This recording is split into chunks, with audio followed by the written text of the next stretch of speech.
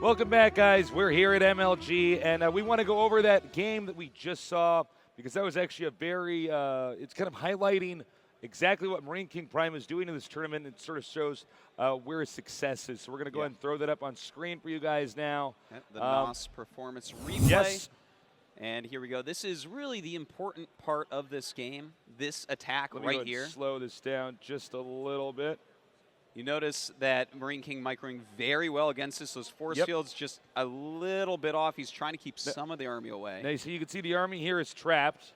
This is a scary moment, and this is where he's really able to utilize the medevacs here and make the zealots essentially useless. He picks them up, lands them over here brilliantly. Now the force fields are working against the Protoss as the zealots can get gunned down. Now the zealots are really there to absorb most of the damage so that the stalkers and sentries can do their job. Now look, suddenly there are no zealots. There's one zealot. Now there's no zealots. Now this is, when you see a good player, this is where he turns around and tries to warp in more. Now, of course, there's also the Immortal coming in here, which he's trying to get.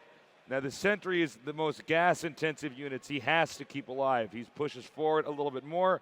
Meanwhile, additional medevacs with energy to heal come in here and fix this. Now, watch carefully. He did not actually right there keep that Immortal alive. He was so concerned about keeping these sentries alive that he got driven back, and that was really one of the tipping points where the army itself was just not strong enough to really combat a Terran army, and you could tell because Sase is smart enough to bring his probes. Yeah, I mean, Marine King was just too cost efficient there, killing a lot of gas units, losing very little in the way of his gas units here. And that's really where the game turned around, and Sase just got too far behind. And you see with no stalkers here, he can actually just pick up because sentries, they don't really deal a ton of damage. So he just comes back over here.